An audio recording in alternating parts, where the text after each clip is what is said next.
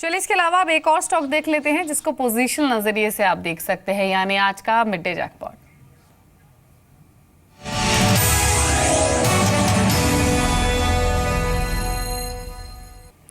और mid day jackpot में हर रोज एक स्टॉक हम आपको बताते हैं और ये पोजीशन नजरिए से स्टॉक आपको बताया जाता है। आज जो स्टॉक पिक किया है वो है एल्काइल अमाइंस का, और इस स्टॉक को पिक करने के पीछे कई सारी वजह हैं। इसके आने वाले अर्निंग्स, इसकी फाइनेंशियल पोजीशन और साथ ही साथ इसके टेक्निकल प्राइस मोमेंटम। तो एल्काइल अमाइंस है आज का मिड डे जैकपॉट, जहां पर 330 के टारगेट्स देखे जा सकते हैं। 312 का एक स्टॉप लॉस आपको मेंटेन करना है। अब आपको क्यों खरीदना चाहिए, एल्कली मेटल्स नहीं, माफ कीजिए, एल्काइल अमाइंस की हम बात कर रहे हैं और क्यों खरीदना चाहिए स्टॉक, अब उन पैरामीटर्स पर बातचीत कर लेते हैं। Q3 जो नंबर्स अभी आने वाले हैं कंपनी के, वो बेहद स्ट्रांग रह सकते हैं एल्काइल अमाइंस के, और जो मुनाफा है, ऐसा अनुमान, ऐसी प्रोजेक्शंस लगाई जा रही है कि प्रॉफिटेबिलिटी कंपनी की 30 से 35% तक बढ़ सकती है। जो ऑपरेटिंग मुनाफा है उसमें भी 30% तक की बढ़त आ सकती है। और अगर आप पिछले कई क्वार्टर्स का ट्रेंड देखेंगे तो कंपनी की जो ब्याज लागत है वो कंसिस्टेंटली कम हो रही है। तो ब्याज लागत में कमी जो हुई है उससे मार्जिन्स में और भी इंप्रूवमेंट आने की प्रोजेक्शंस लगाई जा रही हैं, और ऑपरेटिंग मार्जिन जो है वो भी 20% से ज्यादा रह सकते हैं। तो फाइनेंशियल पोजीशन कंपनी की काफी बेहतर है। प्रॉफिटेबिलिटी कंपनी ने पिछले कई क्वार्टर्स में मेंटेन रखी है, और जिस सेगमेंट को ये कंपनी बिलोंग करती है वो पूरा सेगमेंट काफी बजिंग रहा है इस साल की शुरुआत से, यानी केमिकल स्पेस। एल्काइल अमाइंस को आप देख सकते हैं क्योंकि आने वाले क्वार्टर्स की जो अर्निंग है वो बेहद स्ट्रांग रह सकते हैं। कई सारी टेक्निकल रीजंस भी है जिसकी वजह से स्टॉक को पिक किया गया है। सबसे पहले तो अगर आप वीकली चार्ट्स देखेंगे स्टॉक के तो वो काफी पॉजिटिव लग रहे हैं, और अब इन स्तरों से ये स्टॉक एक स्ट्रांग मजबूती दिखा सकता है। पहला लेवल जो है वो 330 का है, और अगर 330 का लेवल क्रॉस हुआ तो मजबूती स्टॉक में और स्ट्रांग हो सकती है। 330 का एक छोटा टारगेट आप रखिए पहले, और 330 का लेवल क्रॉस करते ही ये मजबूती और दिखा सकता है। जिस सेगमेंट को बिलोंग करता है उस सेगमेंट के शेयर्स ऑलरेडी मूव कर रहे हैं, यानी केमिकल स्पेस के। साथ ही जो अर्निंग्स हैं, स्पेशली अर्निंग्स के लिहाज से आपको स्टॉक को चेस करना है, क्योंकि आने वाले अर्निंग्स स्टॉक के बेहद स्ट्रांग रह सकते हैं। ऐसी प्रोजेक्शंस लगाई जा रही है जहां पर प्रॉफिटेबिलिटी 30 से 35% तक बढ़ सकती है। तो आने वाले सेशंस के लिए नहीं, अगले क्वार्टर तक आप स्टॉक को देख सकते हैं। 329 पर आ चुका है डे हाई पर, 330 क्रॉस करते ही एक स्ट्रांग मजबूती स्टॉक में इमर्ज हो सकती है। आप ध्यान रखिए 330 के लेवल्स पर। तो टेक्निकली भी ठीक लग रहा है, वीकली चार्ट पॉजिटिव लग रहे हैं, ये स्टॉक स्ट्रांग मोमेंटम दिखा सकता है। इंट्राडे नहीं बल्कि पोजीशन नजरिए से स्टॉक को आप देखिए, अच्छा मुनाफा आपको देकर जा सकता है। केमिकल स्पेस की ये कंपनी है। किरण, एक कमेंट आपका एल्काइल अमाइंस पर। नहीं, जब से आपने बात करना चालू कर दिया दीपाली जी, ये स्टॉक तो भागना चालू कर दिया। 322 था, अभी करीबन 329 330 के लेवल्स क्रॉस करते नजर आ रहे हैं। तो जिस तरीके के वॉल्यूम से मुझे लगता है अंडर करंट बहुत स्ट्रांग है। 322 का स्टॉप लॉस सजेस्ट करूंगा अभी, अगर 330 को कोई बाय करता है तो। और फिर अगर एक महीने का व्यू है तो 375 के टारगेट्स आपको जरूर देखने को मिल जाने चाहिए। तो नए टारगेट्स किरण ने दिए हैं एल्काइल अमाइंस पर। 375 के टारगेट्स आप रखिए। एक महीने के व्यू से स्टॉक को खरीदिए और ये आपको 375 तक के लेवल दिखा सकता है, ऐसा किरण भी मानते हैं। टेक्निकली भी स्टॉक अब जिस मोड में आया है, जैसा मोमेंटम ये दिखा रहा है, ये स्टॉक यहां से और मजबूती दिखा सकता है। तो बाय करने की सलाह किरण की ओर से भी आई है इन लेवल्स पर भी, और 375 के ये टारगेट्स रेकमेंड कर रहे हैं। प्रॉफिट्स आपको बुक नहीं करने हैं बल्कि बाय करना है 375 के टारगेट साथ। अभी 330 के लेवल्स पर एल्काइल अमाइंस ट्रेड कर रहा है। कुछ और स्टॉक्स भी हैं जो चल रहे हैं, उन्हें देख लेते हैं। एक बार छोटे मझोले आईटी स्टॉक्स को देखिए जहां पर मजबूती हमने आज के सेशन में देखी है। माइंडट्री, हेक्सावेयर, जियोमेट्रिक, एम्फेसिस, क्विक हील, मास्टेक, अच्छा रुझान स्टॉक्स में बना हुआ है। 16% ऊपर मास्टेक आ चुका है। क्विक हील 2.5% ऊपर ट्रेड कर रहा है। एम्फेसिस में भी 3.5% की मजबूती दिख रही है।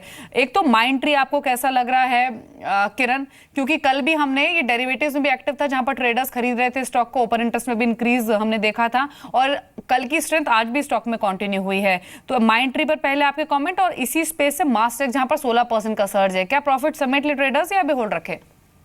नहीं, बिल्कुल होल्ड करना चाहिए दीपाली जी, बहुत अच्छा चार्ट पैटर्न है। माइंडट्री में इन्वर्टेड हेड एंड शोल्डर का ब्रेकआउट कल देखने को मिला था। ओपन इंटरेस्ट एडिशंस भी अच्छे थे। सिर्फ एक दिक्कत वाली बात कल के सत्र में ये थी कि डिलीवरी वॉल्यूम बहुत कम थे, पर अगर ये स्टॉक 500 को होल्ड करता है तो मुझे लगता है कि इधर से और भी बढ़त देखने को मिलेगी। तो अभी के लिए 500 या 497 के स्टॉप लॉस के साथ ट्रेड इनिशिएट करना चाहिए आपको। अगले कई दिनों तक ये स्टॉक तेजी में देखने को मिल जाना चाहिए। एक चार्ट पे एक गैप था करीबन 530 के करीब, तो वो गैप फिल करने के लिए ये स्टॉक उन लेवल्स तक टेस्ट करने की संभावना है। तो गैप था 330 और 345, तो इस गैप को फिल करने के लिए मुझे लगता है कि ये माइंडट्री चलता नजर आएगा। तो रिस्क टू रिवॉर्ड रेशियो में भी बहुत अच्छा दिखाई दे रहा है। दूसरे जो स्टॉक की बात की, अपने मैस्टेक के बारे में बात की, मैस्टेक में भी कुछ अच्छा रुझान दिखाई दे रहा है, बहुत अच्छे वॉल्यूम्स के साथ चल रहा है ये स्टॉक आज, और मुझे लगता है कि इधर और भी बढ़त देखने को मिल जानी चाहिए। इसका हिस्टोरिकल एक बहुत बड़ा रेजिस्टेंस करीबन 195 197 लेवल्स है, वो टेस्ट करते देखेंगे हम आते दिनों में। तो मुझे लगता है कि ये टारगेट्स मान के चलना चाहिए, उधर बेचना नहीं चाहिए, एक बार रिव्यू ले लेना चाहिए। अगर दूसरे कोई स्टॉक्स इसी क्षेत्र में देखें तो केपीआईटी भी बहुत अच्छा दिखाई दे रहा है, जहाँ पे ओपन इंटरेस्ट एडिशंस बहुत अच्छे दिखाई दे रहे हैं, और उसी के साथ अगर आप मेजर्स को देखें या ज्योमेट्रिक देखें, ये भी बहुत अच्छे दिखाई दे रहे हैं। जी, तो दोनों स्टॉक्स पर व्यू आपने सुना किरण का, लेकिन एक और स्टॉक आप देख लें, वो है शिल्पी केबल का। और स्टॉक के बात करने के पीछे 2-3 वजह हैं। पहली तो खबर भी है कि कंपनी ने अपना जो कैपेसिटी एक्सपेंशन था ओएफसी रॉड्स मैन्युफैक्चरिंग का, वो कंप्लीट किया है। और दूसरा ये, आप पिछले 1 साल का स्टॉक का मूव देखिए। 1 साल पहले ये स्टॉक 50-60 रुपए का होता था और अभी 202 के लेवल्स पर आ चुका है, यानी 3.5 गुना से ज्यादा रिटर्न स्टॉक ने दिए हैं। क्या यहाँ से आगे की विजिबिलिटी है, ये समझने की कोशिश करते हैं। कंपनी के मैनेजमेंट हमारे साथ मौजूद भी है, मिस्टर घनश्याम पांडे हैं शिल्पी केबल से। Mister Pandey, good afternoon, welcome to Zee Business. हाल ही में शिल्पी केबल 2 वजह से चर्चा में रहा है, एक तो इस स्टॉक के स्ट्रॉन्ग रिटर्न्स, और दूसरा जो आपने अपने ओएफसी रॉड्स की मैन्युफैक्चरिंग का जो कैपेसिटी एक्सपेंशन है वो कंप्लीट किया है। मैं जानना चाहती हूँ कि यहाँ से जो आपकी आगे की विजिबिलिटी है वो कैसी नजर आ रही है, क्योंकि आप केबल्स और वायर बनाने के कारोबार में हैं, तो अभी ऑर्डर फ्लोज, आपके टाई अप्स या फिर आपके एक्सपेंशन प्रोसेस जो है वो क्या है, अगर आगे का 6 to 1 ईयर का व्यू हम समझना चाहें। मैडम देखिए, जो एक्सपेंशन प्रोग्राम था 16-17 का, वो हम लोगों ने कंप्लीट कर लिया है। 50 करोड़ की कैपेक्स हमने कहा था, वो कंप्लीट हो गया है अभी। और हम लोग 1000 टन कॉपर मैग्नीशियम और ऑक्सीजन फ्री कॉपर बनाना शुरू कर दिया है। इससे कंपनी को 7 से 8 मिलियन डॉलर मंथली की सेल्स एडिशनल मिलेगी, और परसेंटेज ऑफ मार्जिन भी इसमें थोड़ा सा इंक्रीज़ आएगा। इसके अलावा ये कॉपर मैग्नीशियम पहली दफ़ा हिंदुस्तान में हमने बनाया है। ये अभी तक ये इंपोर्ट होता था। रेलवे इलेक्ट्रिफिकेशन में जो हाई स्पीड ट्रेन्स गवर्नमेंट चलाना चाह रही है, उसके अंदर ये कैटेनरी वायर इस्तेमाल होता है। तो हम ये होप करते हैं कि आने वाले साल में हम लोग ट्रायल करके इसको धीरे धीरे इंडियन मार्केट में इंडक्ट करना शुरू करेंगे with different metros, Indian railways. तो we hope to see a brighter future ahead of us. जी मिस्टर पांडे, अगर केबल स्पेस में जो और एग्जिस्टिंग प्लेयर्स हैं उनसे अगर हम कंपेयर करें तो आपकी financial position, specially revenue front पर जो पोजीशन है वो बेहद स्ट्रांग है। तो एक चीज़ जानना चाहेंगे कि जो अभी डिमांड आपको आ रही है वो कहाँ से आ रही है, आपके की क्लाइंट्स कौन से हैं, और एक चीज़ और हम यहाँ पर समझना चाहेंगे, अब से 6-8 महीने पहले जब कभी इंटरेक्शन हुई थी शिल्पी केबल से, तब उन्होंने कहा था कि वो 2 व्हीलर सेगमेंट में तो काफ़ी अच्छी प्रेजेंस है, 4 व्हीलर मार्केट में भी एंटर करने के बारे में प्लान कर रहे हैं या फिर क्लाइंट्स बनाने के बारे में सोच रहे हैं। वहाँ पर क्या प्रोग्रेस हुई है? 4 व्हीलर मार्केट के लिए हम लोग ऑलरेडी स्टार्ट कर चुके हैं। हमारे 2 और 3 इंस्पेक्शन इसके हो चुके हैं। हमें उम्मीद है कि 2017 में हम 4 व्हील मार्केट में एंटर कर जाएंगे।